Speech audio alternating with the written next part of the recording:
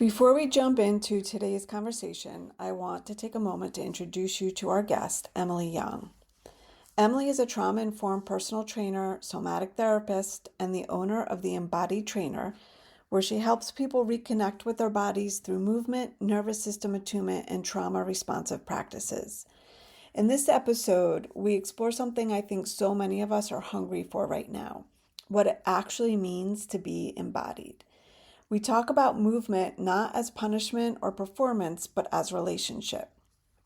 We talk about the nervous system, chronic pain, burnout, overtraining, safety, and why so many people have been disconnected from their bodies while trying so hard to optimize them. This conversation felt especially meaningful to me because it really highlights something I've been thinking about a lot lately. As you can probably tell from my series of embodied podcast guests, and that is that healing, even spiritual healing, requires embodiment. We can't fully access ourselves while bypassing the body.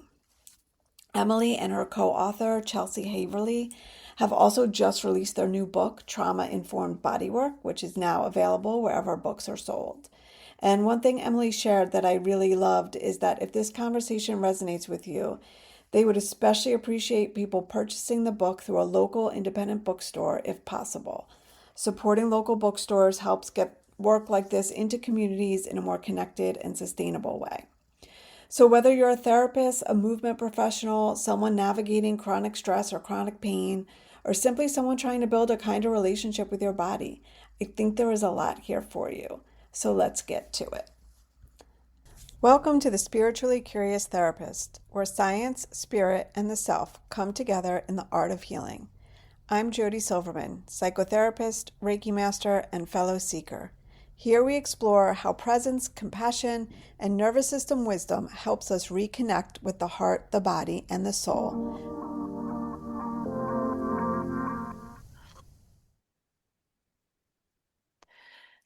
Hi, and welcome back to the Spiritually Curious Therapist. Today we have with us a very special guest. I am so excited for Emily Young to be joining us. Emily is a trauma-informed personal trainer, a somatic therapist, and the owner of the Embodied Trainer, where she helps individuals reconnect with their bodies through movement, nervous system attunement, and trauma-responsive practices. She's the co-creator of the Trauma Informed Personal Training Certification and co-author of Trauma Informed Bodywork, a new book being released this month, which I'm very excited about. Her work integrates somatic therapy, internal family systems, and movement to support healing, safety, and agency in the body. Welcome, Emily. Thank you so much for having me. Thank you so much for being here. I am really excited for this conversation. And I'd love to just start with your story, like how these worlds of personal training and therapy came together. Yeah, it's been a while. So I really have I've always been involved in sports like ever since I was a kid. I was not a great athlete by any stretch, but I was always active, always involved in informal sports. And so that really led naturally into career in fitness and personal training. And I actually started personal training and became licensed as a clinical social worker at the same time around 2017, 2018. So I was doing both initially.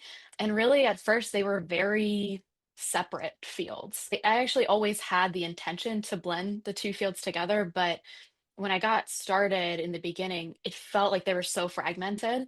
And I would say, just overall, I felt so overwhelmed as a new social worker, as a new therapist, as a new trainer. I was so busy seeing way too many clients to the point where it was like, okay, when I'm in therapy, I'm wearing this hat. When I'm in the gym, I'm wearing that hat. And they were very separate. And then I would say a couple years in, I started to notice a kind of a theme in the referrals that I was getting as a trainer. A lot of my coworkers at the time had said, hey, this person has mental health concerns, or there's challenges that are creating some barriers to their participation in fitness and in personal training. A lot of my coworkers just didn't know how to best work with them. And so they would oftentimes refer them to me, or a lot of people would seek me out. They would see that I was a therapist in my bio and would seek me out for training specifically for that. Yeah. And same thing on the therapy side. A lot of people wanted to work with me. They knew that I was a personal trainer and had background in movement and that kind of world. So athletes, people who considered themselves to be more active, or people that wanted to be more active were reaching out to me as a therapist as well. So little by little, they started to integrate. And then I would say over 2020, when COVID hit, was really just the biggest turning point, I would say, for me personally, and probably for most of us, was a huge turning point. For me, it was when a lot of my chronic pain and chronic illness started to show up. It was a time where our bodies were forced to slow down, and then everything showed up. And that's what I heard from a lot of people at the time, a lot of clients at the time as well. So at that point, it was like this real glaring realization that things had to change. The way that I was doing things previously, both professionally and in my own personal relationship with movement and my body, my work life balance, like all these things really needed to change. It wasn't working and it was causing harm and further disconnection in my body.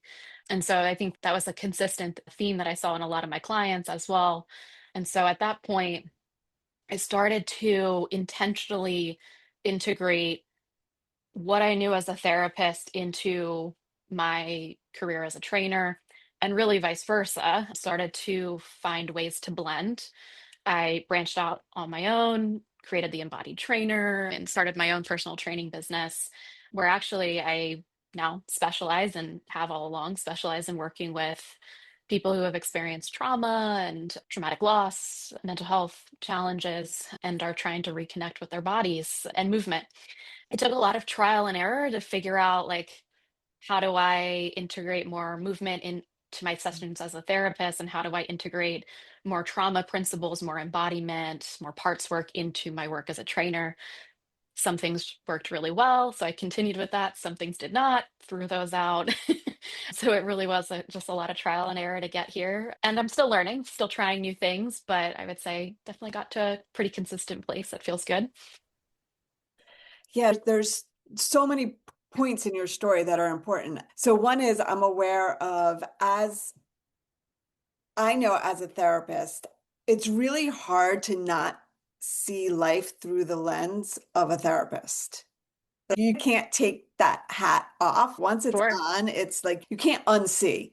And I'm always surprised at how other people don't see things that and I have to remember, oh, I've Totally. got these years of training and experience and I see things a particular way.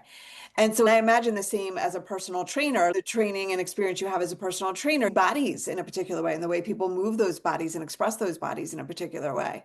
And Yep. so to have those two things separate and to try and keep those hats separate must have been pretty difficult initially. And I'm thinking about the level of burnout that happens for therapists who are in this field but have other specialties or interests, whether, a lot of the people who listen to this podcast are interested in a lot of holistic interventions, somatic practices, even although they've been much more mainstreamed for a while, were Mhm. considered something like you don't do that in therapy if it's not Yes. CBT, right? It's if we're not working with the Yep. mind, then it's Yep. not therapy or psychotherapy anyway. So yeah, Totally. I'm curious about, just to dig a little bit deeper into that experience for you in terms of keeping them separate. Were there times when you were just wishing that you could blend them, or maybe you even found yourself slipping into that therapist role with your personal training clients and vice versa?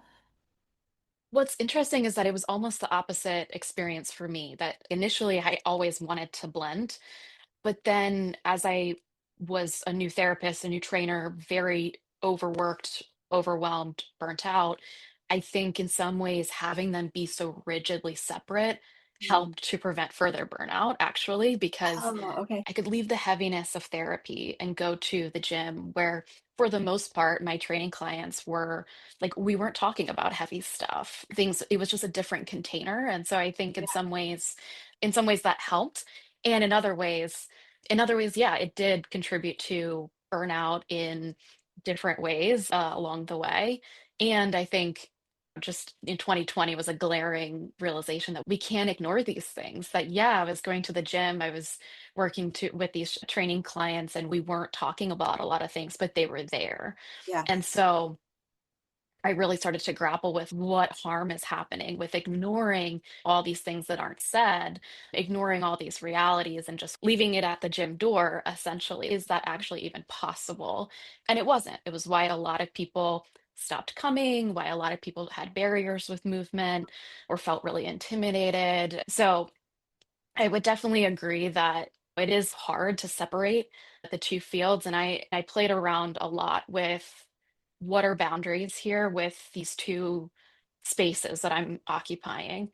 And I would say one of the things that I actually enjoy still at this point is having the spaces be slightly different. That even though I'm still a mandated reporter, still carry these obligations for my licensure when I'm a trainer, I'm not doing heavy processing. I get to work with the body and work with the somatics without doing deeper processing work all the Mhm. time. And in some ways, that is really nice. And it's a nice complement and balance to my work as a therapist. Yeah, I can appreciate that. It is a different way of holding the container for healing, and both are needed. And so I can really appreciate having that separation and not having to go down those deeper rabbit holes when you're with somebody in a personal training capacity. Yeah. And it's so different too. I would say there are often times where my there's more emotions that come up in a training session than they Sure. do in a therapy session because we're getting into the body in a much more organic way where emotions just naturally come up if we're in a stretch that is opening through the chest or the hips. Lots of emotions tend to come up. And in some ways, that happens quicker and more often as a trainer than it does as a therapist, which is interesting.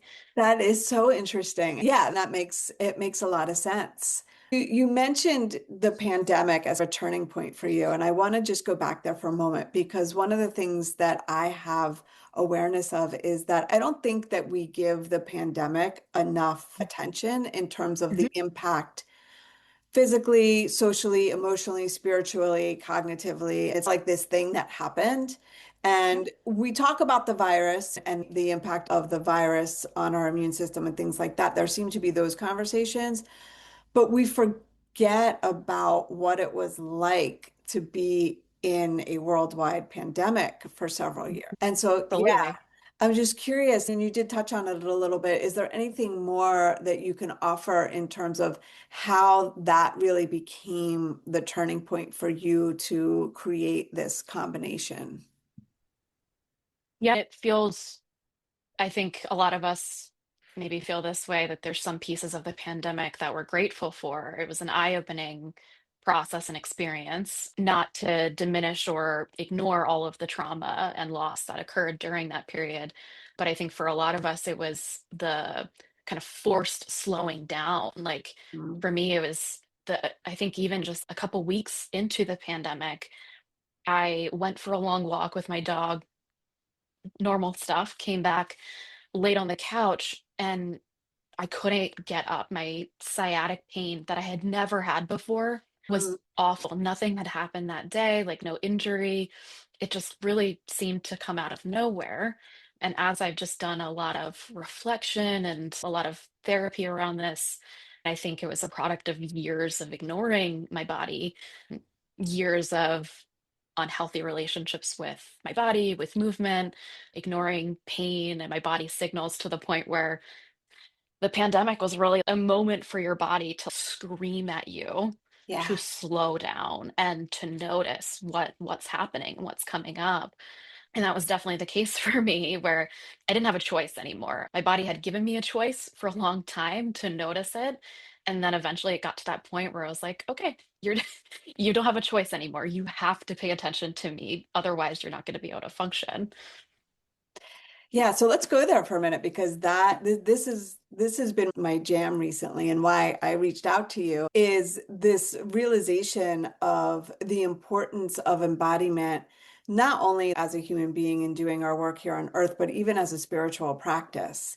And so when the name of the podcast is The Spiritually Curious Therapist, and Mhm. my whole thing has been bringing in these holistic practices to be combined with the therapy, looking at things like Reiki and tarot cards and all these metaphysical kinds of ways Yeah. of accessing our higher selves. And one of the things that has become really apparent to me is we can't do that unless we're fully embodied. That the body is the missing piece, right? And so as I've shifted into more of these somatic practices and understanding that, and then understanding my own journey with my body and what that's been like throughout my entire life, it's huge. It's such a big piece of healing and knowing and learning how to be in the world. So I'm curious from your perspective, because you've got the whole personal training perspective. Can you say more about what does it, let's start here. What does it even mean to be embodied?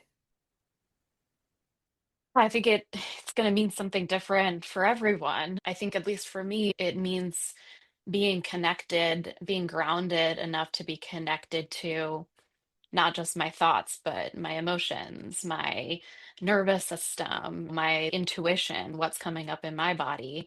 And not only being able to listen to it and notice it, but to be able to advocate for it and being able to express or release or speak to what's coming up. Yeah. And so when you're working with folks, let's just say in a personal training capacity, what are you noticing in terms of people's ability to really connect with that with those parts of themselves? Yeah, I would say every one of my clients comes at a different point in their journey of connecting with their body, with their interoceptive senses. Some people are just fresh, brand new to it. And I enjoy working with those clients quite a bit and just building brick by brick from the beginning of like, how do we even notice? So many trainers will say, okay, squeeze your glutes or engage your glutes or embrace your core. So many people have no idea how to do that. And so there's so many cues like that, even in personal training, that Mhm. are second nature, or they're the way that they're said in common platforms is it lands as this is common sense. Everyone should know how to do this.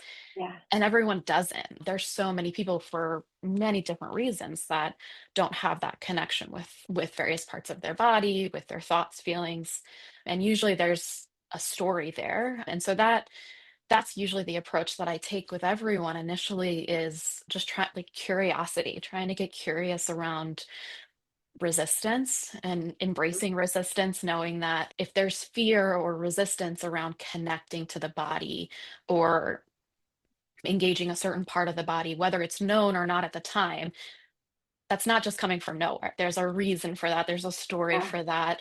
And so just approaching that with gentle curiosity around, okay, what is a pretty famous internal family systems question is, what is that part of you, the part that's scared of X, Y, and Z, or the part that's feeling resistant to doing this movement? What does that part think, or what does that part scared will happen if you do that thing? And so that's really the approach that I take with everyone, is just trying to model curiosity and model understanding so that it can help them translate that to themselves, approach their own selves or their own barriers or their own internal senses or resistance that's coming up with curiosity.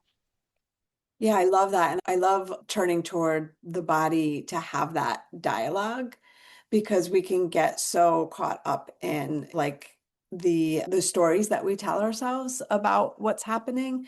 And it really keeps us very disconnected. And one of the things that I see often, especially the folks that I work with that have chronic pain and chronic illness, and many of them are like avid exercisers, athletes, like marathons, weightlifting. And when I ask about mind muscle connection, so this keeps coming up for me, which is why I started to reach out to people who are doing more Mhm. body work. They're like, huh? What is, and it is blowing my mind that they're putting such stress on their bodies, and they're not connected to their bodies at Yeah. all. Yes, absolutely. And it's really It's fascinating when people are open to exploring that, and not everyone is. And I wasn't at a certain point. I was just blowing past all my body signals, and I probably wouldn't have been open to talking about it or being curious about it at a certain point.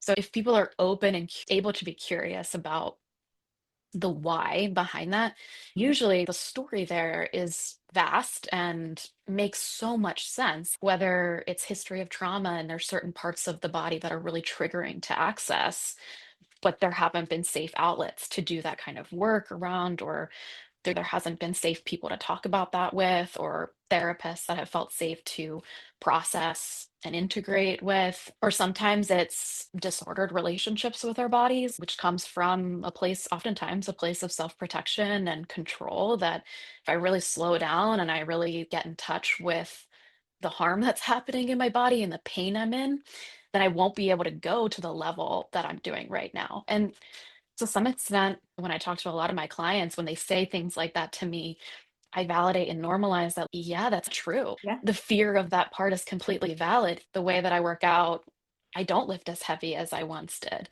I Mhm. don't work out to the intensity that I once did. It's so much better, in my opinion, now, and it's more embodied and compassionate and sustainable. But yeah, it's true. I'm not lifting to where I was when I was ignoring pain and ignoring my body's needs. What would you, along those same lines, because as you're talking, I'm thinking about the caricature of a personal trainer who says, push harder, run faster, Mm, you can do it, don't listen to your body, you mind over matter. What would yeah. you say to a trainer who, or let me back that up, what would you say to, let's say, a client who came to you after being with a trainer like that, who is of the mindset that I just have to think differently about this and I can lift more, or I can run faster, or I could do more?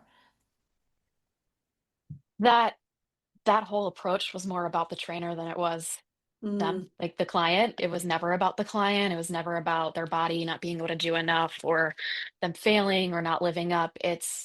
I think so many trainers are just deeply, and professionals in general, just deeply uncomfortable with human experience. We want to put people in neat and tidy boxes and think that if you want something enough or you work hard enough, you'll get it. And trainers oftentimes get really frustrated when people don't live up to that.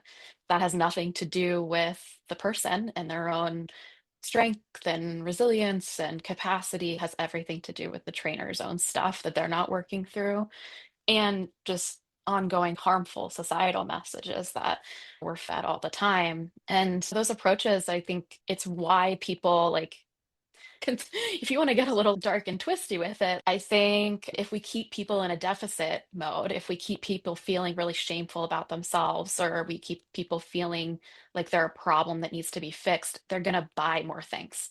They're going to buy the gym membership. They're going to Mhm. buy the personal training membership. They're going to buy supplements from you. All Yeah. these things, the capitalist line thread is weaved so heavily into that whole system and dynamic. If people start to approach movement with sustainability and they trust themselves, they know how to say no, they know how to set boundaries, they know how to advocate for themselves, and are comfortable taking days off and listening to their bodies, it does make gyms less money. So that's usually the context that I give to people, that there's reasons that have nothing to do with you in terms of why you've been hearing those things.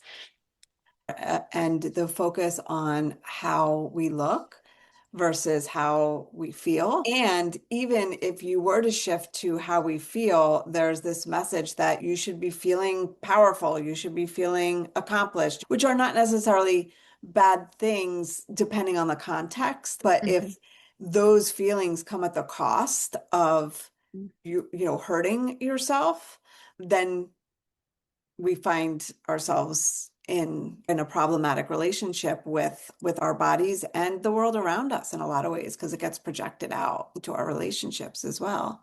Absolutely. Yeah, definitely. So when you started to bring movement into your therapy practice, what was that like for you? What did that look like? Yeah, this was like when I mentioned before, a lot of trial and error. I feel like it started out just with like standard somatic practices like breath work and tuning inwards and just like some gentle releases. Those were like the basic somatic techniques that I used prior to integrating these two worlds a bit more.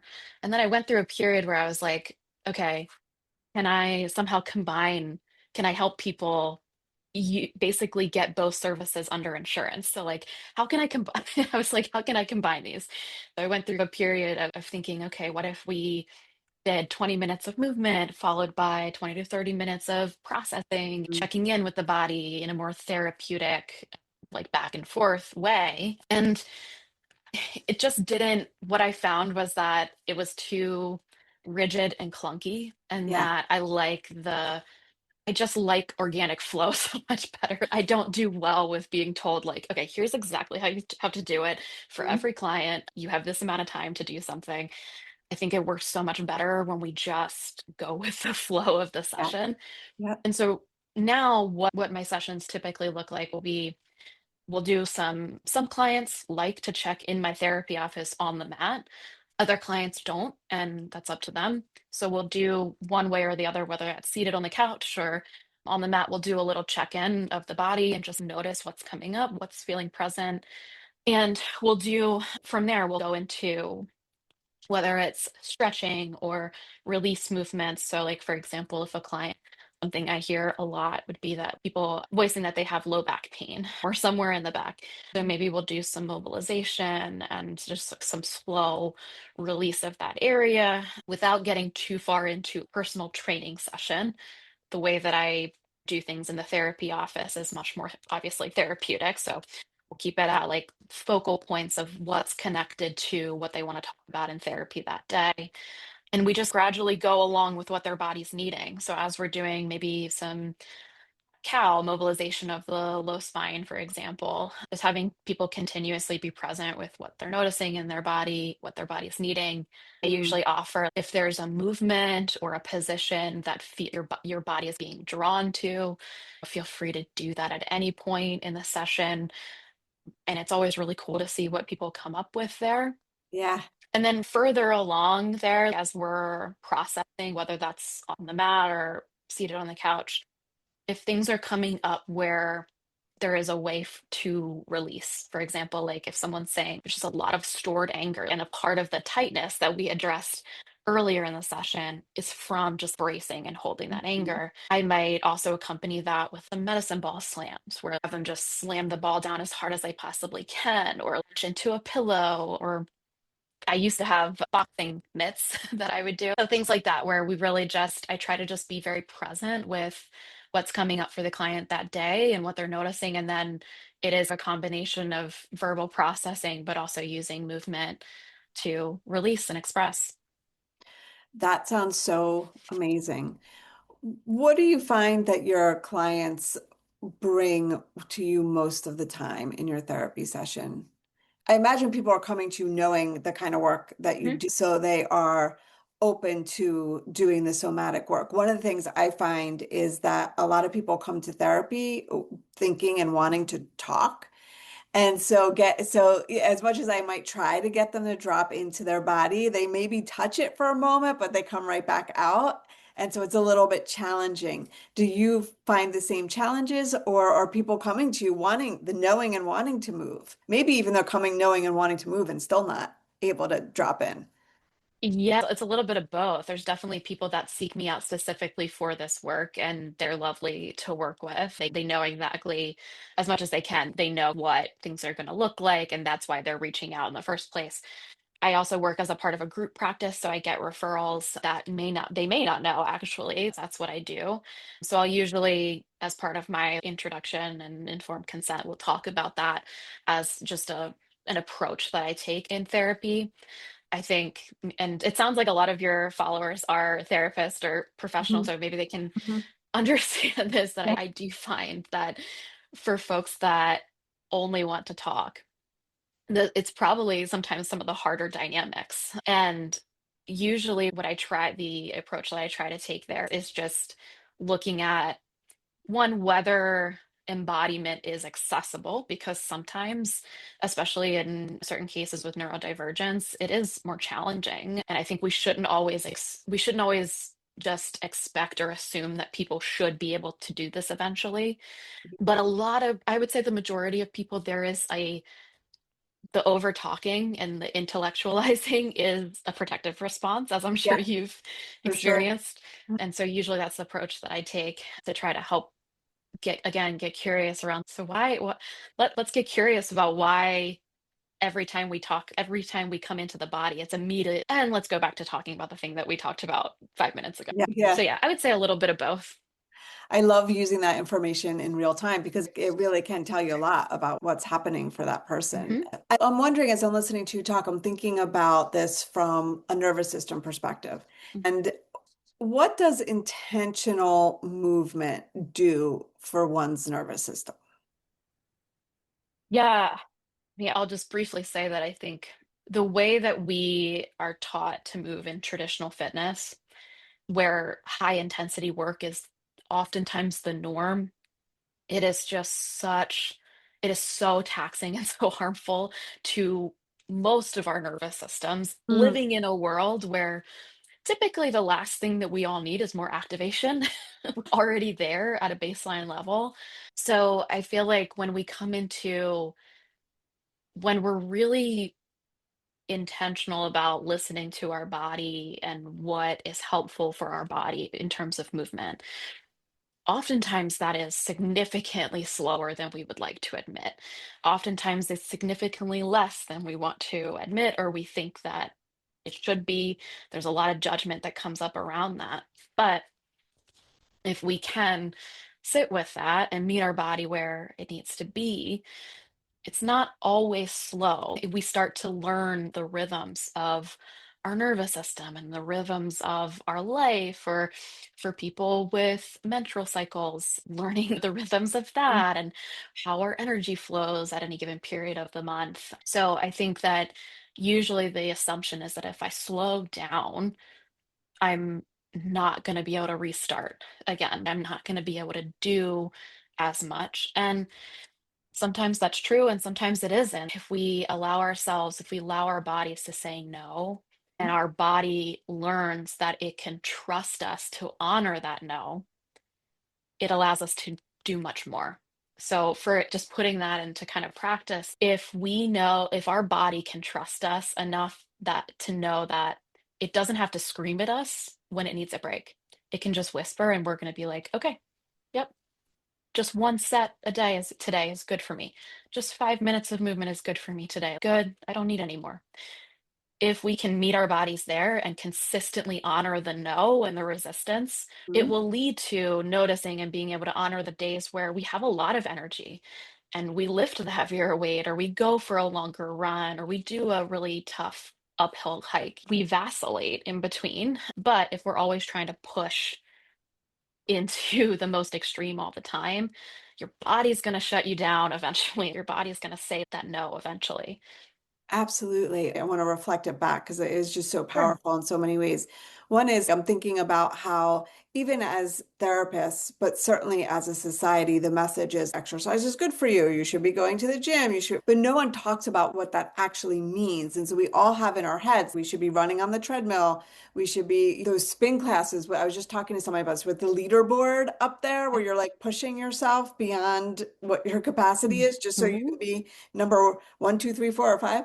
All of those things have been normalized as healthy. And what I'm hearing you say is that a lot of times those things actually have the potential to really dysregulate us and detach us from our embodied experience. And in reality, learning to attune to our body's needs and rhythms and moving with them actually expands our capacity in so many ways. Yes. In reality, we need to move our bodies in a day. That is a valid expectation. And the way that happens varies for everyone. It varies every day. It doesn't have to be an intense workout every single day.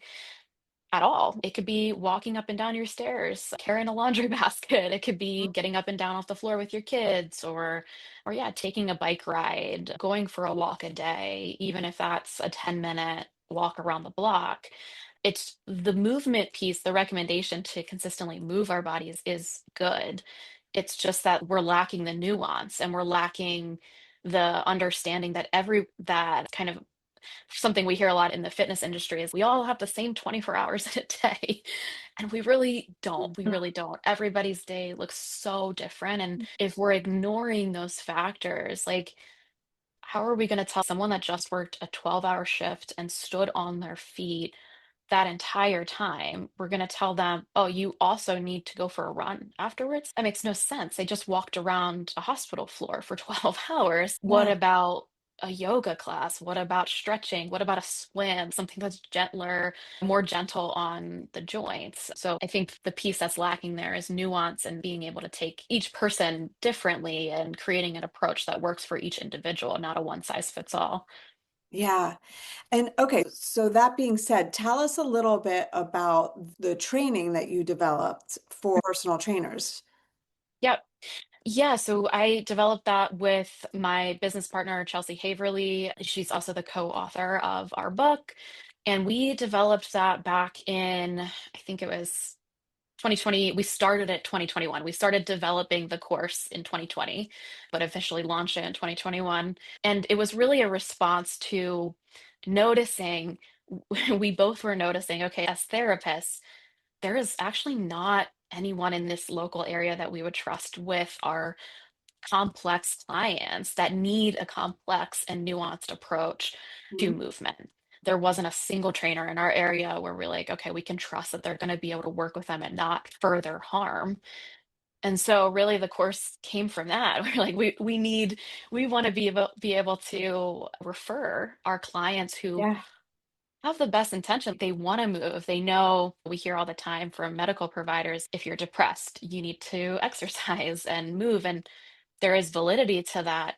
And in most cases, that can do more harm than good if it's not an inclusive, understanding, trauma informed place. So we developed the course from that lens and it just progressively grew. I would say the course that we created in 2021, it looks vastly different today based off of our participant feedback. We really went into it saying we have a lot of joint experience, but we want to be ever evolving. We want to be ever growing and take in feedback from the trainers who are living and breathing and doing this work. And that's what we've done in the years since. So yeah, it's evolved and changed quite a bit, but I would say the basis of it is helping trainers, helping to bridge the gap a little bit from trauma, mental health therapy world to the personal training world. Yeah. So there's a lot of psychoeducation around trauma, the nervous system, and Mhm. then personal trainer specific information pertaining to how to program for clients, what sessions could look like. Something as simple, we recommend that trainers use ranges for everything. Ranges for the amount of sets that they're doing, ranges for the amount of reps that they're doing, a Mhm. weight range for whatever the load is. That way, and this is something that I found just over time to be really helpful. So that way, no matter when your client's showing up, that practice can easily go with the flow of where they're at, and there's Yeah. no shame around it. It's not you have to do 10 reps, and if you don't do that, you failed for the day. It's no, we're gonna make the range something sustainable, knowing that you could always do 2 reps, so we're gonna set that as the lowest rep. You at your most energetic day can do 10 reps, so we're gonna set a range between 2 and 10. Every set, you can do a different number. You don't have to tell me, you don't have to explain why. Each rep and each set could be a little different, and that's how we make it sustainable. So we just blended that all together into a certification course.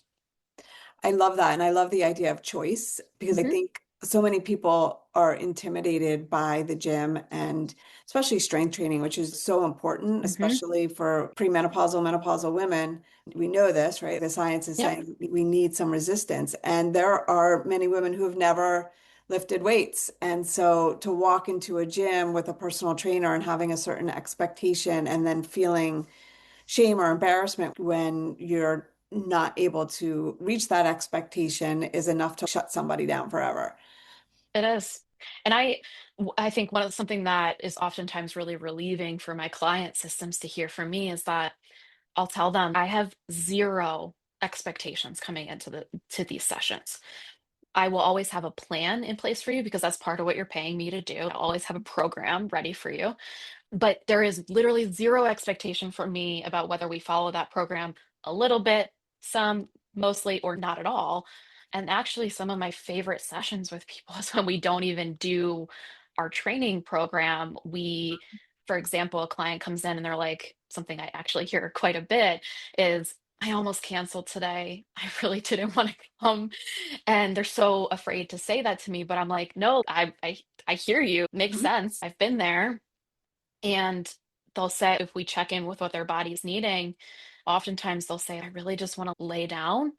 And so we'll do that virtually. I'll say, why don't you dim your lights? If you want to go off camera, do that. I will leave my camera on, but I'll turn my mic off so you have some quiet.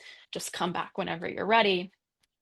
And what's so cool is that oftentimes when we do that, when we back off a little bit and we listen to what the body needs, then they come back online and they're like, actually, I think I like want to do a little bit of movement. I think maybe sometimes it's stretching, or they're like, actually, I feel Yeah. really good and I kind of want to do a little bit of strength training today. So I always tell people early on in our relationship, those are some of my favorite sessions. So never feel like you have to show up any particular way or that you're going to be disappointing me if you don't do the program that we've set. Yeah.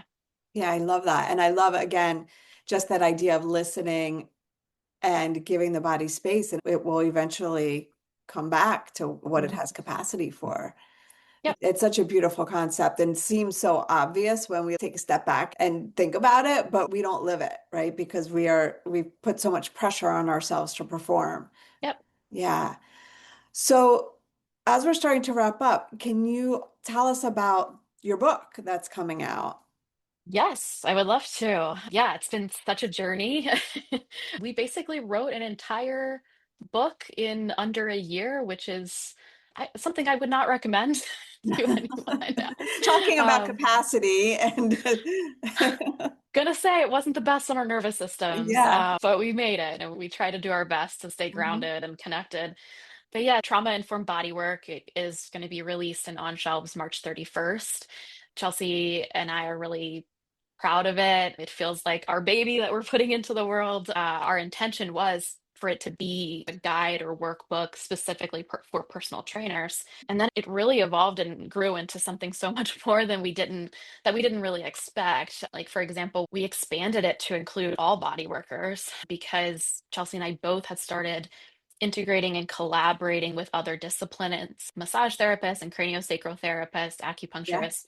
So we wanted to be more inclusive of lots of different disciplines in this field. So we actually talk a little bit about, we go through psychoeducation about trauma, but we actually talk about how to collaborate with other professionals, like how to do a therapy and cranio session, collaborating together, how to collaborate with other professionals as trainers. And then we also talk about trauma informed business and how to do this work and maintain and embrace work life balance, embrace Mhm. rest. So we're really excited and proud of what came out. It's not what we intended initially, but it just became better. Yeah, I'm really excited for it. I think even for me and the work that we do with Reiki assisted psychotherapy, I think it'll be a Mhm. really great adjunct to bring into our courses and our training and our supervision. And certainly for any Reiki practitioners who are out there listening to this, I think they could really benefit because we talk about that a lot in terms of trauma-informed Reiki. And actually, it's interesting you mentioned Reiki. I had never done Reiki before when I hurt my back in 2020 and I all of the sciatic pain. Had never done Reiki. Was honestly a little skeptical going in. I was like, I don't know if this is going to be able to help me. It was that and a certain physical therapist, like the Uh-huh. only two things that worked for my pain. And it like changed my whole perspective on energy work and body work. It was huge. Yeah, it's really powerful for a lot of different reasons, but Mhm. certainly from my perspective, Reiki in particular, but I think anyone who's doing trauma-informed work, and I think this just brings us full circle, the container that's being held, the relationship and the safety is so important. And that creates an opportunity for that shift into that parasympathetic state. And from there, the processing happens, right? And the release happens. Yeah. There's so much that happens in that space. The energy work is certainly a really big part of that. And I think I always say that when we talk about therapy and energy work, and there's all this controversy around can you do energy work in psychotherapy? And I'm like, we need to flip that on its head because psychotherapy actually is energy work because everything is Mhm. energy. So even your personal training, when you're doing that, there's an exchange of energy there, Yes. and you're holding people in their movement, and that's all energy work. Uh, It really is that co-regulation. We talk about that a lot in our course, in our book. It's yep. huge. Even just being in the same room as someone, even virtually, we found through Oh COVID, yeah. if you're able to be with another regulated system and body, it helps so much. Yeah, absolutely. So Emily, thank you so much for being here. Was there anything that we did not cover? I feel like we could probably talk all day, but Totally. is there anything we did not cover that you would really like to share? I don't think so. I don't think so. I would just say to any people that are looking for trainers through at hopeignitedtraining.com, you can find a directory of everyone that's completed our course. So if you're looking for somebody that is going to honor your body and understands trauma, start there. And I would say, just in general, keep looking until you find somebody that matches what you need and feels like the right fit. Yeah. So I'm going to put that link in the show notes. And also, if people want to reach out to you, the best way to do that. Instagram. So they can find me at the Embodied Trainer on Instagram. I will Mhm. say I am much less active on there than I used to be. So probably the best way to get in touch with me would be through my website, theembodiedtrainer.com. They can just fill out a form. I do professional consultations, but even if someone's looking for a referral, whether that's a therapist or a body worker looking for a referral for a client, they're welcome to reach out. Or if someone that's looking for a movement professional wants some suggestions, they're welcome to reach out via that way as well. Fabulous. Yeah. Thank you so much for being here. This was a great conversation, and I'm just so excited about the work that you're doing and hope that more people can get on board. And what a gift for the personal training community, too, because I'm sure that's something that was very much needed. So thank you. Yeah. Thank you so much for having me. You're welcome.